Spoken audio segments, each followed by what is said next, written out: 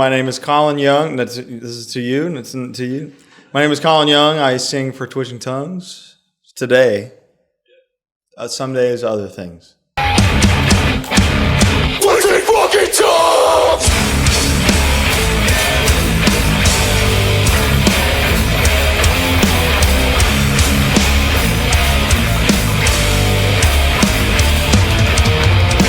I heard hardcore so early that it's kind of my first memory of guitars. My dad is a big like kind of proto-prog guy, you know, like Zappa, Brand X and stuff like that. But none of that really stuck with me young. And then hearing Grimlock for the first time as a 4 or 5 year old was like the first distinct memory I have of rock music, which is crazy. I was fucked from there. I was stuck I never grew up. The first thing I loved was distorted guitars. And then went back and found, you know, Guns N' Roses, Soundgarden, Metallica and stuff like that. But I immediately identified with hardcore first. Well, I had the luxury of having an older brother to guide me. Taylor is, I'm sure today I would be a lot different had I not had Taylor to continue on this journey. I would probably be really into like, and I love ABBA and like crazy musical disco type stuff. And I love pop music. But Taylor was really the driving force to continuing down that path and showing me other stuff and like not taking no for an answer when I would be like, I'm not really interested in this. He would be like, no, you don't understand. You are. Trust me.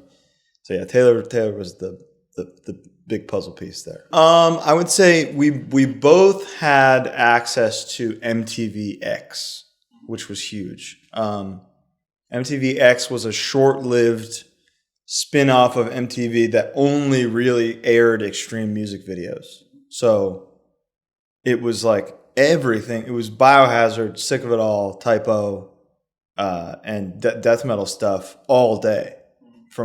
And that was huge because that we would basically just be sat in front of the couch for hours watching that. It's the equivalent of kids on YouTube today just looking through a rabbit hole of like Roadrunner and earache videos and stuff. MTV used to do that for you. It was unbelievable. So that was a big thing. Thanks lists were huge. The Blue Grape shirt catalogs were huge. Shirt catalogs in general. The BMG catalogs, did they have those here?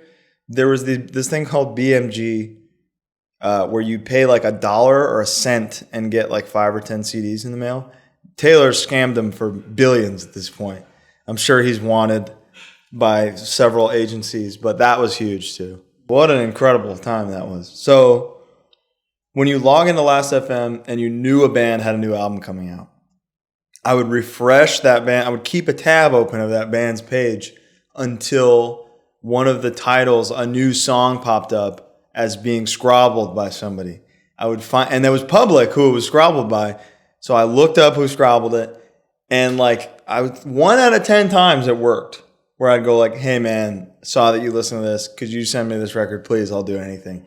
And I'm not going to say what I got, but both times the bands became aware of me having them and were bummed. So it wasn't my fault. I cared. I'm sorry I cared. That the music leaking today is kind of an honor. Like, wow, you care so much that you wanted to hear this early. Thank you so much. Yeah, I love vinyl, and that's the best part of to me of making music is finally physically being able to see it years or months later. And I've been doing a label now for only about a year, but that it also has this other whole side of gratification of like you take your friend's band who you believe in, pay a few $1,000s, and then a few months later, you've created this thing out of thin air for them and with them.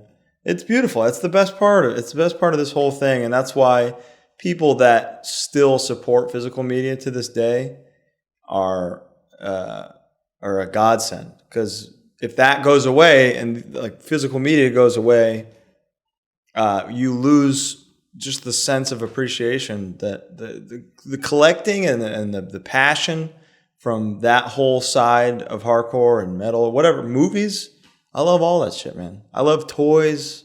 I love paintings. I love it all. I love stuff. Vinyl was shot. You're lucky if you did 500 records. You would do pressings sometimes of 250 LPs and pray to sell 25 of them. So it's cool now. I mean, I think vinyl is the like post-COVID boom is down overall, which was a matter of time where you could press however many and they were all sold no matter what. But there's always going to be that diehard, gotta have it section of a fan base, and they're so important. I think it's both harder and easier because of just right now there's such an overabundance of music. There's 10 new bands every day. 8 of them might be good, but you never hear them because there's so many. I think it just ease of access is both a positive and a negative thing because it's just impossible to stand out. But it's incredible when something new happens to pop by sheer chance. I don't know if it's harder. I think it probably was. I just think back so fondly of the days of scrolling through Metal Archives or something, finding some band with a weird demo that never existed other than that, Googling the MediaFire link, and immediately being able to have access to it forever. And still having it in my library. That's not so much a thing now. People don't search for what's beyond streaming. And I feel sad for them because there's so much out there that I love that you can't just easily find. It's on YouTube, but that's a pain in the ass.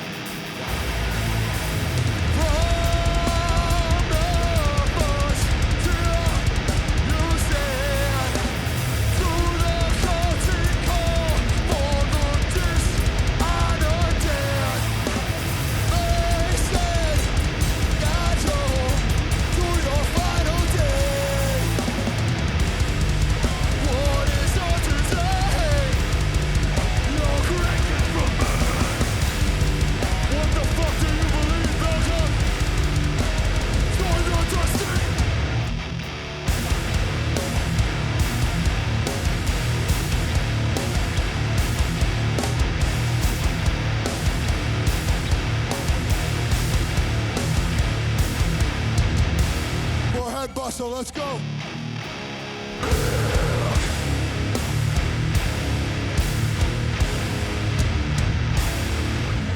Thank you so much. The first vivid memory of a show was Taylor's old band, One Round Left.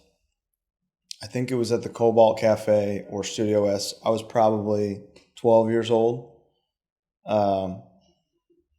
And watching, I didn't play an instrument yet. I hadn't sang. I hadn't done anything yet. So watching him play drums, I didn't even think I wanted to play drums. I just knew like, okay, this is probably what I'm going to end up doing. Music kind of, after seeing him play one single time, music went from this thing that I liked to like the thing I had to do. And after that one show, he would leave drums set up at home, and I would have to wait till he left. He couldn't know I was playing him, or I'd get my ass whooped. And my only goal was play Satisfaction is the Death of Desire. Took me about a year to play Satisfaction is the Death of Desire, but the goal the whole time was once I can do this, I'll be good enough. I'm a drummer. So a year later, he accepted the fact that I was playing his drums.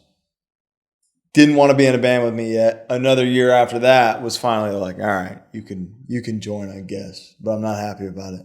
It was constant after that. It was anything I could get into anytime. Anything local at a place called the Cobalt Cafe, Studio S, Club 13, which is around a little bit, Chain Reaction, Showcase Theater, places in San Diego. Anywhere within a 2-hour radius was not safe from me. I was going to be there. It was constant. Twice a week, 3 times a week. Grew up in Connecticut when I was like just turned 12 and when Taylor was 16. So my childhood was in Connecticut. My formative years were in California, where Taylor was like already a really good drummer when he was 16 and moved to California, and already like recording his demos and stuff. So he knew his path was set immediately. Mine took a little bit, but once I did it, I knew. Yes. When I got to high school, other than like that I met on my own, not through Taylor. Yeah, when I got to high school, there was a group of hardcore kids there. Still friends with a few of them. One is my buddy Matt Mariah, who eventually played bass in Fight Everyone with Taylor and I. He's incredible. I still see him from time to time. A lot of them are not around anymore, but that like kind of core group of core men in high school was huge for me. Just having people that understood that aspect of my life at 13, 14 years old is invaluable. I think I would have been drawn to it regardless. Like, but having a community 8 hours a day at school where you're stuck, where all I'm thinking about is like the show I'm going to later, or I'm in algebra with a riff in my head that I can't get out. Being able to go to lunch an hour later and be like, "Have you heard this band?" Sharing bands at school is huge. They graduated long before me, so I lost that for like my junior and senior year, and it was hard. I ended up sleeping a lot in school because there's like that's all I cared about was like. I told all my guidance counselors, like, as soon as I graduate from here, I'm going to tour Europe. I'm going to tour America. And that's as soon as I graduated, I was my first European tour was 4 or 5 months later. So I knew right off the bat. Not really, no. I think I saw his bands play like a bowling alley or some shit, but I was too young, mostly. Oh, what am I saying? I saw Hatebreed when I was like 9 or 10. I totally forgot about that. Hatebreed and Kitty at the Civic Center. That was incredible. Yeah, but the first that was a concert, So that didn't. I would have never separated that from when I saw Jerry Cantrell like a month before. But seeing like hardcore show was One Round Left playing at the Cobalt. That was at the Hatebreed show because my dad made the mistake of walking me straight to the pit to watch Hatebreed, and it was like. I just see this kung fu movie taking place in front of me, and it was like, oh, I'm seeing the coolest thing I've ever seen. And he immediately was like, get the fuck out of here. You cannot stand here, which was smart in retrospect. But yeah, that was beautiful. I think I was just thinking, like, why? How? How are they all okay with this? And it still baffles me that we all just accept it. Somebody is doing karate in front of you, and you're looking at them and going, that's awesome. This band must be good.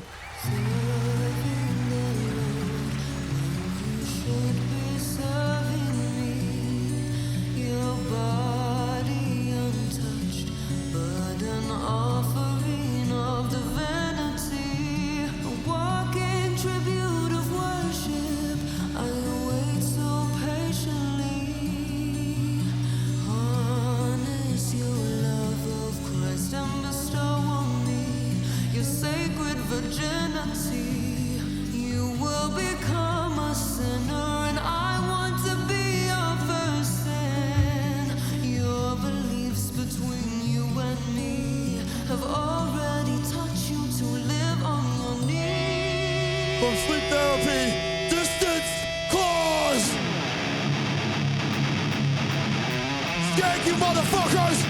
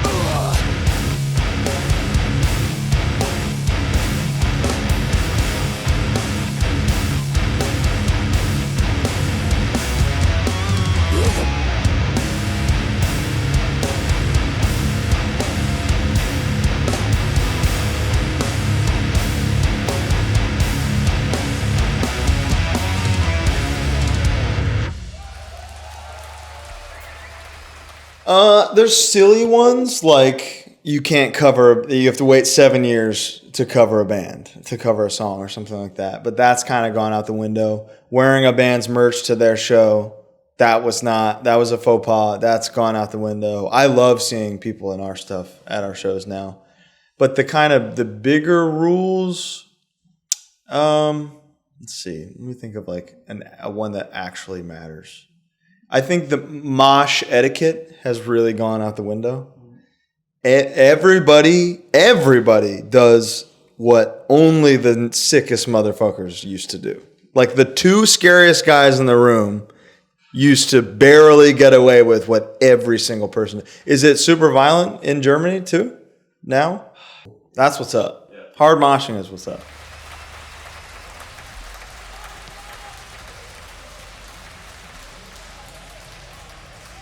This is another old one.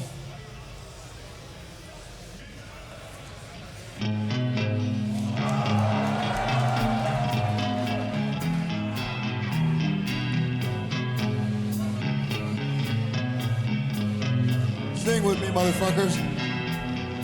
Having the power of God never gave me much interest.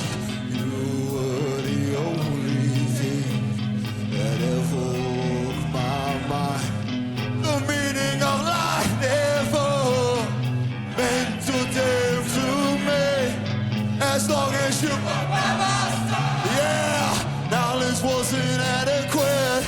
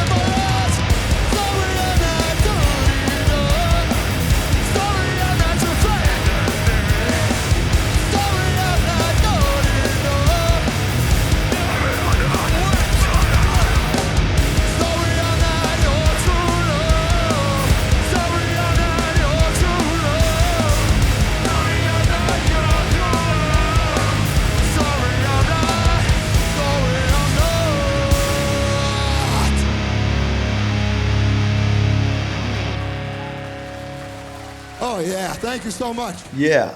So we were doing a band called Ruckus at the time, which our first tour in Europe was with Ruckus. And I think not that he was unreliable, but we were kind of tired of relying on any external source of like writing and recording and performing. And it was like, okay, let's just do this thing where you and I are the centerpiece of it and are doing the writing and handling stuff. And and we loved Typo, we loved Life of Agony, we loved Only Living Witness, Sam Black Church, stuff like that. And that was a massive void. There was nothing like that existed. It was in 2009, 2010, Trapped Under Ice was like as extreme and different as you got. So we wanted to do something with melody baked in that was also inherently as aggressive and dark as all these other things we loved. So that was truly the only goal, was like do something like this small niche group of bands that we love. And that's what all those other bands I just mentioned did for me. Was like I have all these thoughts and these feelings as I'm growing up through my adolescence to my teenage years, and I hear somebody singing exactly what I'm feeling and thinking. Like I don't know what I would have ended up doing if I never discovered Life of Agony and Typo and like Blood for Blood, of just these powerful people showing me that like the hardest thing you can do is sing about your emotions. Crown of Thorns, that's the coolest shit ever. Oh, it definitely wasn't easy. And it took, what's funny is Europe kind of caught on first. Our first tour was in Europe. This is March 2011, from like a 10-day European tour with Ruckus. That was our first thing we ever did traveling as a band. And we had better shows on that tour in Europe than we did the first year in America, especially at home. Like California, I don't think we played a great show until probably 2012. So that's like 2 full years of existing before a set was good, which is pretty, like now TV shows get canceled season 1, you know, that was basically season 1 for us. We would have been canceled. But you know, we believed in it and enjoyed it. And that's ultimately, you're wearing a Kickback shirt. That's what it's all, this is for us, this is not for you, is the whole vibe. That was our mission statement from the beginning as well. Much.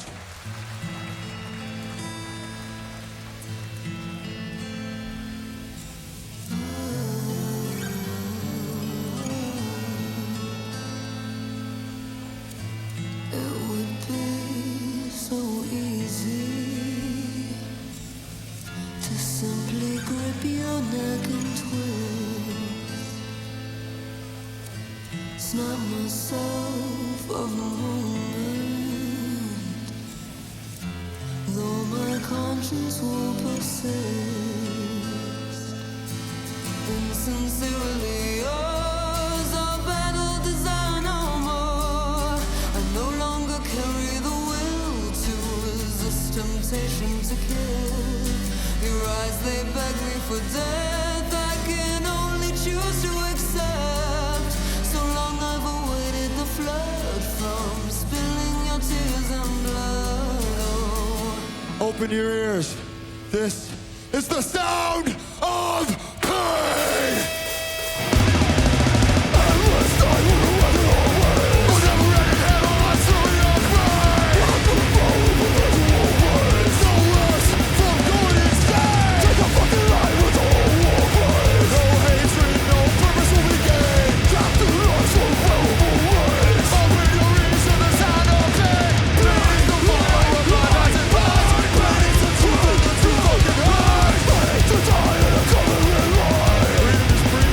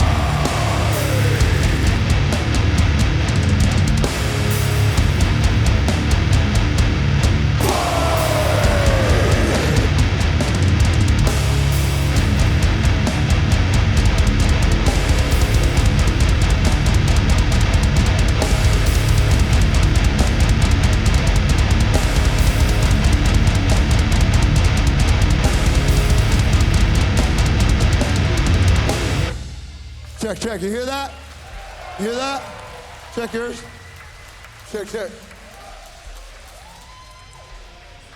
Check, check. We're good to go. Mike, this song is called Good Luck.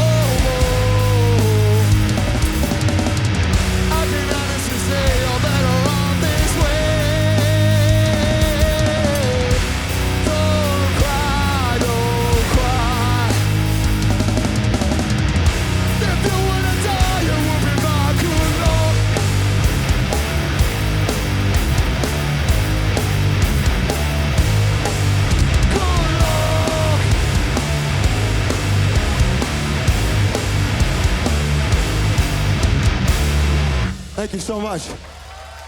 Sure. This, I can tell you right off the bat for this, we did not have, this is a test press. There were 75 test presses made because we could not get the regular pressing done in time. So Photo Booth Records, a fellow named Nick Heitman, who only did 2 or 3 other records. He did the first Tiger's Jaw record, an in-between record, and maybe one more thing.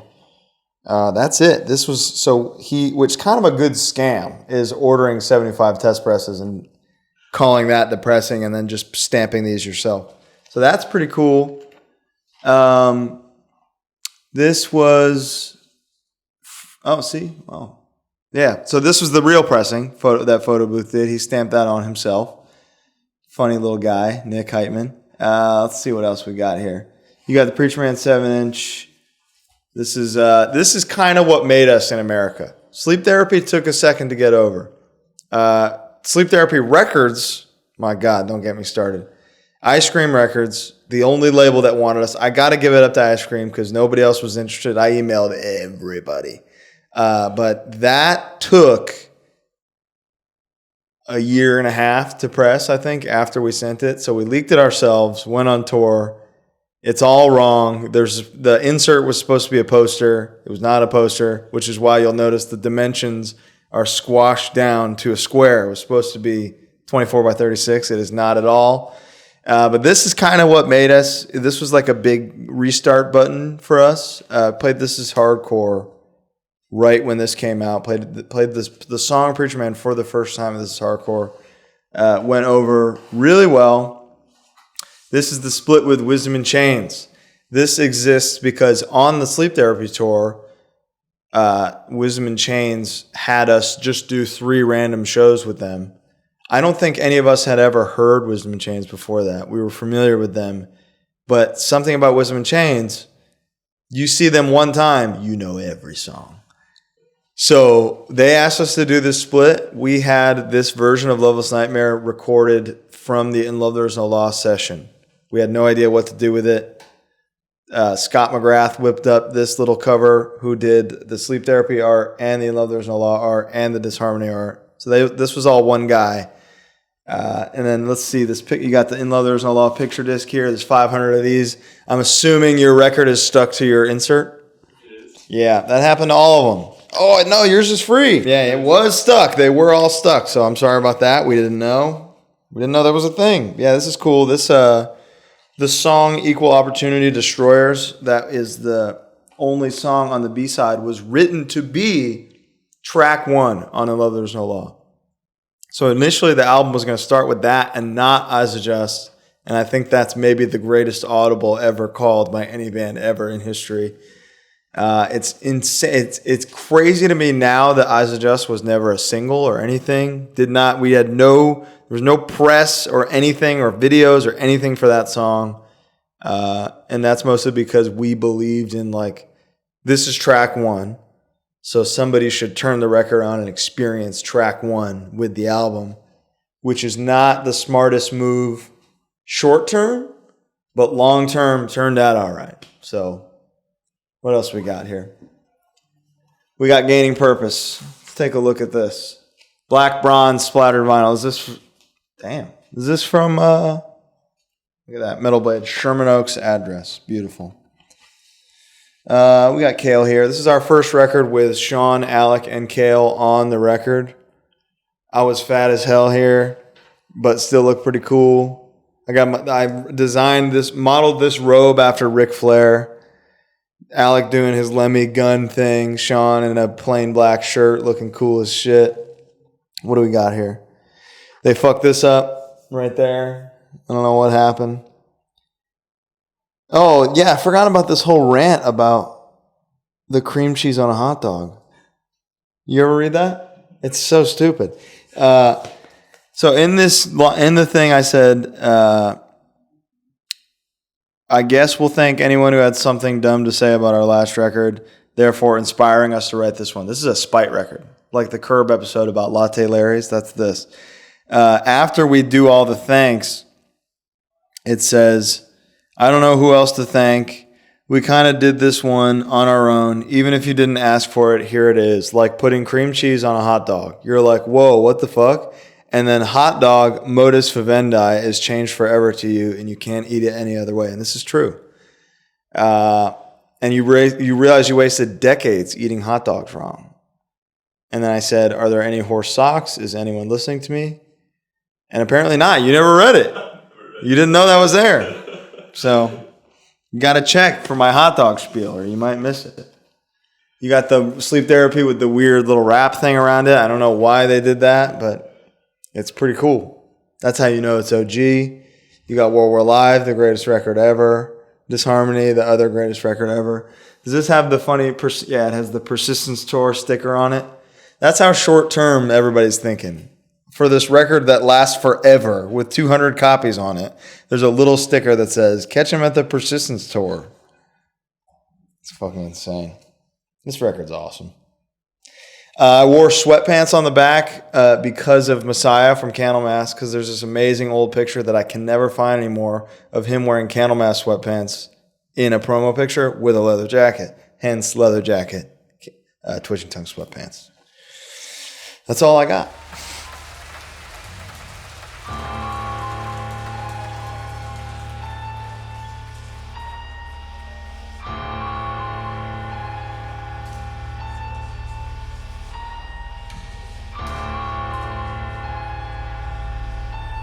You know what that means, motherfuckers?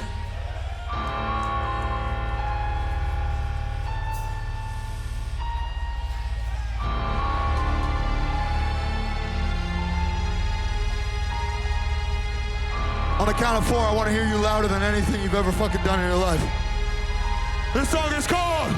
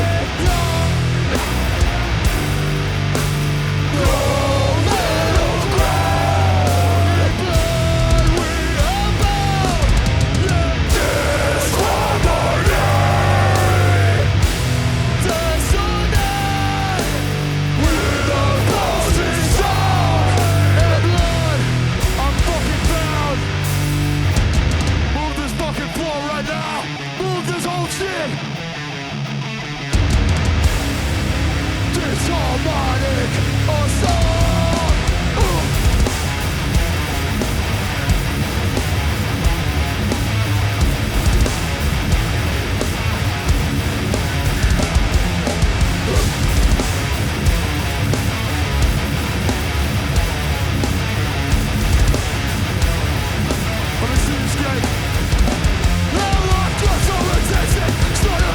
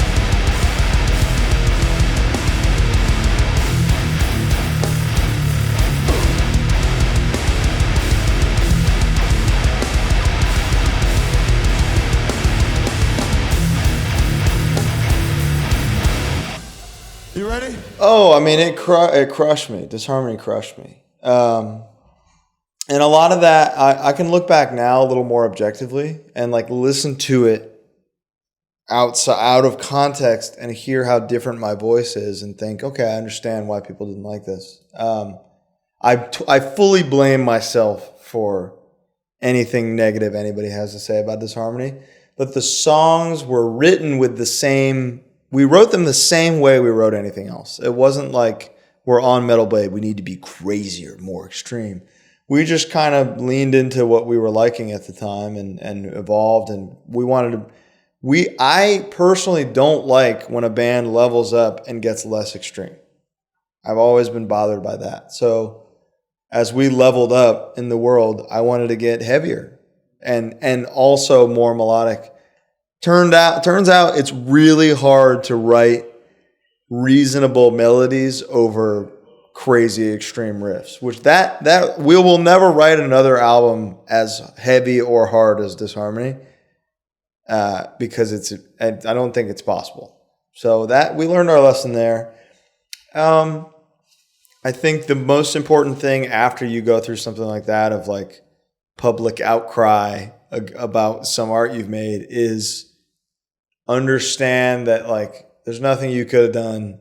You're going to make the art that you want to make regardless. So just keep doing it. Make it, keep doing it. Who cares? They'll come back around if they want to, and if they don't, fuck them. But, you know, I hear every day somebody tells me, like, I hated Disharmony when it came out. I love it now. I get it. You got to make art for yourself and not worry about what other people are going to think. And then it'll probably turn out all right. Yeah. Ruckus was still very much a thing when Sleep Therapy was written. So there'd be a lot of hard or heavy things that we would present. And we would have this thought of like, it's too much like Ruckus. We can't do that. So Ruckus was the reason that a lot of the extremity was filtered out early on.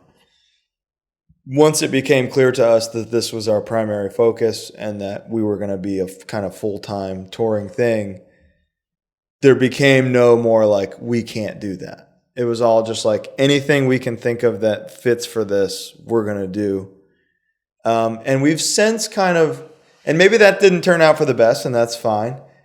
And that's why, that's my secret now to starting so many bands, is I have a new idea every day. I can't use them all in one band. It will ruin it. So start a new one when I've got something that won't work, and then things end up working about a little better. It may take a little longer to write a Twitching Tongues album or a God's Hate album, but our standards have grown. And now I just don't want to make anything that doesn't feel like the best one. We're slowly chipping away, but I don't want to put out anything that isn't the best thing we've ever made. Move up here. Move up here. Trust me.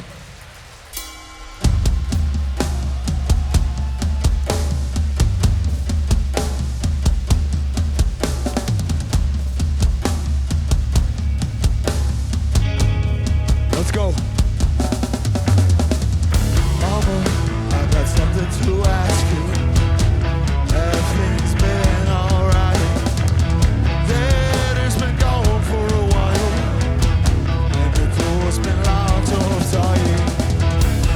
Surrender home in a minute. I wish I knew what's going on. I was such a young, still I knew something was wrong.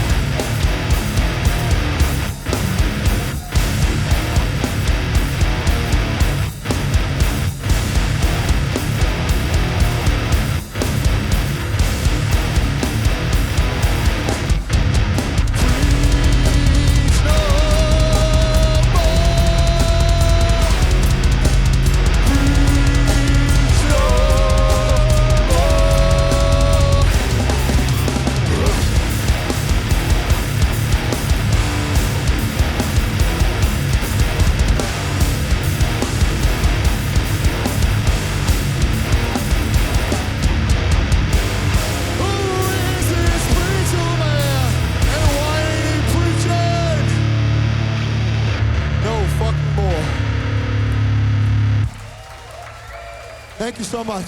I feel great. We've had the best time this week. We spent yesterday in Ieper and in Bruges, which I'm a big fan of the movie In Bruges. So I did all the stuff from the movie In Bruges. That was beautiful. Had a couple incredible meals. You know, you don't see Europe when you're touring. You see the 100 square feet around whichever venue you're playing, and you know, you eat what you're given, and you don't really have much of a choice. So it's experiencing it this way in my 30s now, when I can appreciate things and not take any single second for granted. We're just having such a beautiful time. We really enjoy and appreciate every day that this band gets to continue, and anybody wants us to play anywhere, we're thankful for. So yeah, we will be back. We don't know that we have the time to like tour really, but things like this where Ieper Fest wants us for one day and can make that happen is we'll go anywhere. If it's this deal, we'll go absolutely anywhere. So we'll be back. Oh, it's beautiful. We're history guys. So looking at a plot of land and knowing 400,000 people died there you grow up and you just can't believe shit like that. You see that when you're 18, 19, you don't appreciate it. You see these beautiful towers that existed through numerous wars and were commissioned by kings and stuff. It's unbelievable. There's a history that we don't have in America like this. Past New England, everything's new. So looking at these buildings that have been standing for 10, 15 generations is unbelievable. And now I'm old enough to really appreciate it. Congress liar all day. Let's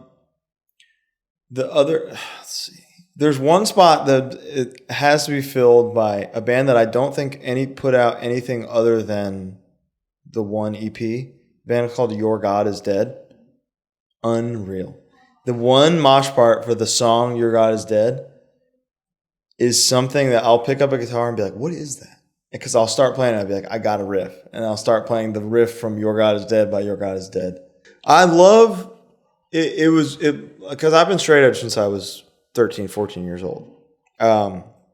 Discovering the Hate Thousand stuff and realizing all these insanely hard European hardcore bands were also straight edge. Still the coolest thing to me. We are Twitching Tongues. We're from Van Nuys, California. It's an honor to be with you tonight. Thank you so much for coming. Thank you so much for sticking around. Thank you, Ieper Fest, for having us. It's been 7 years since we last played Europe, so thank you for remembering us. Thank you for being here. I see people. Where's the Ruckus shirt guy? Somebody's wearing a shirt from the first tour we ever did. I see a lot of people in this room from the first tour we ever did. That was 15 years ago. So I can't tell you how much it means to me that any of you are still around. Belgium, in particular, has always been incredible to us. As a young man diving into European hardcore, after finding Kickback, who's the best European hardcore band of all time, you dive further and you find the Hate Thousand scene. And in finding the Hate Thousand scene, you realize these angry, metallic, pissed off bands are fucking straight edge too. And it's the most beautiful thing in the world. Anybody not from Belgium in this room? We got Germany. We got Bulgaria in the house. Beautiful. This one's for all of you. We have 2 songs left. This is not our last time. We will be back. But for now, this is our last caress.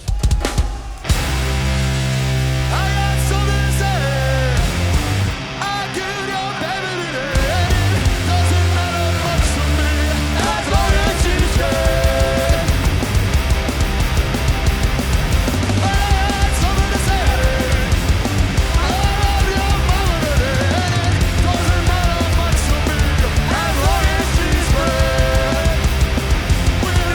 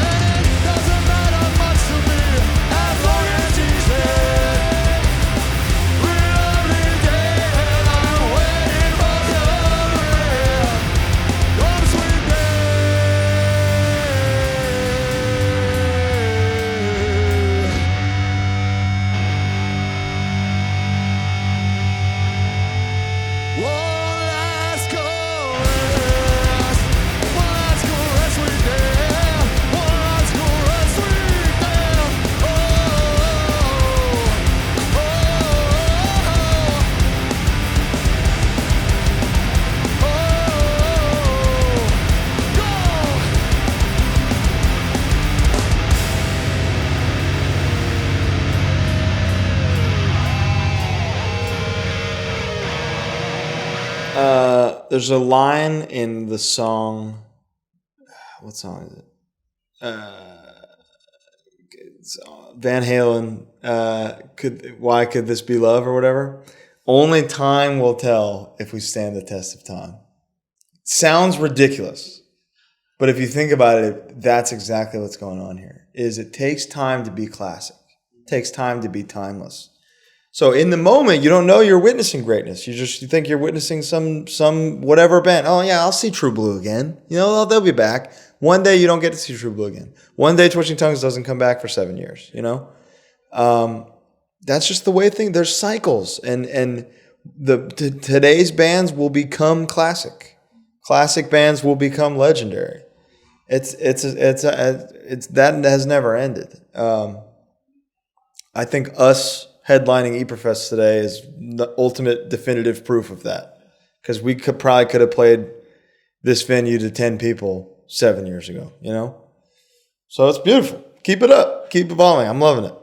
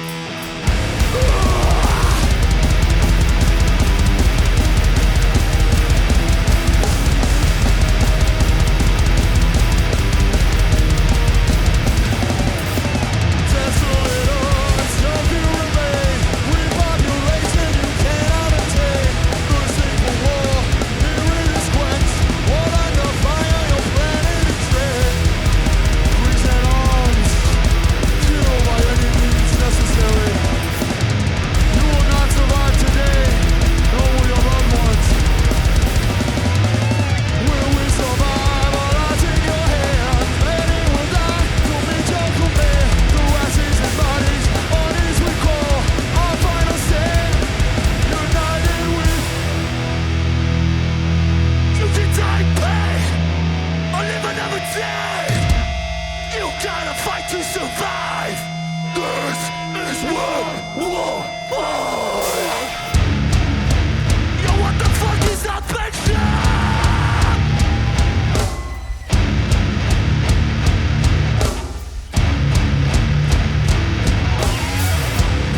Peace of mind, hey Buster, I come sailor, becoming a heat. Tell the fucking lies.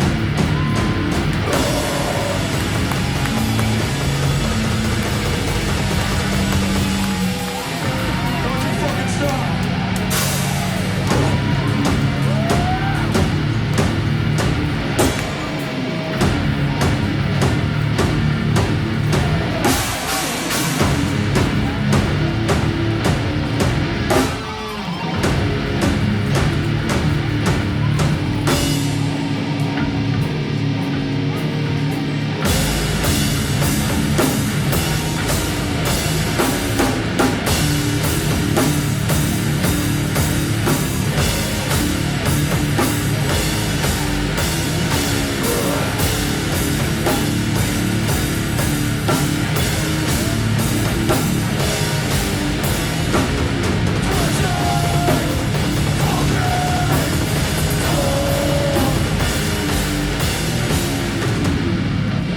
Thank you so much.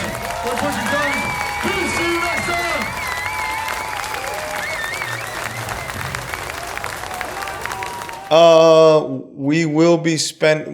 We're writing. That's all I got. We want to come back. There's currently no plans. So, thanks for coming.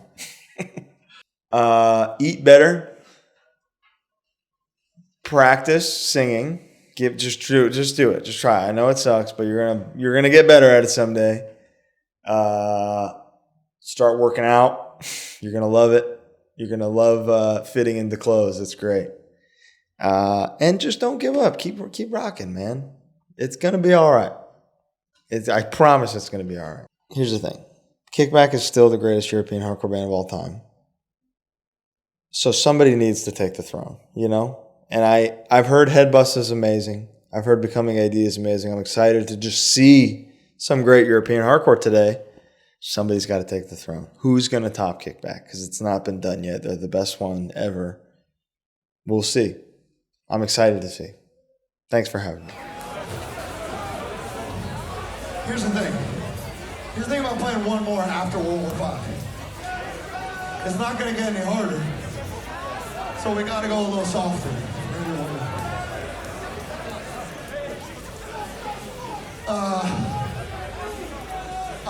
Please give it up for every single band that played tonight. Europe is in such an incredible place. It's such an honor to be back and to get to witness Europe's finest at this moment. Give it up for Headbuster in particular. Holy shit. Give it up for our friends at Peace of Mind. Give it the fuck up.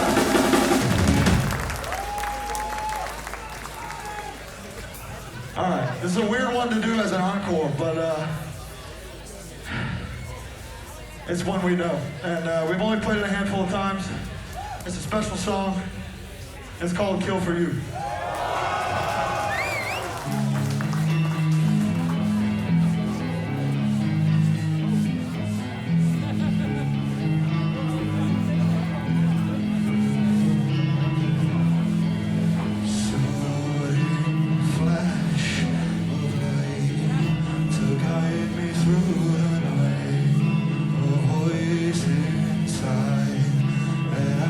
Sworn that I was wrong.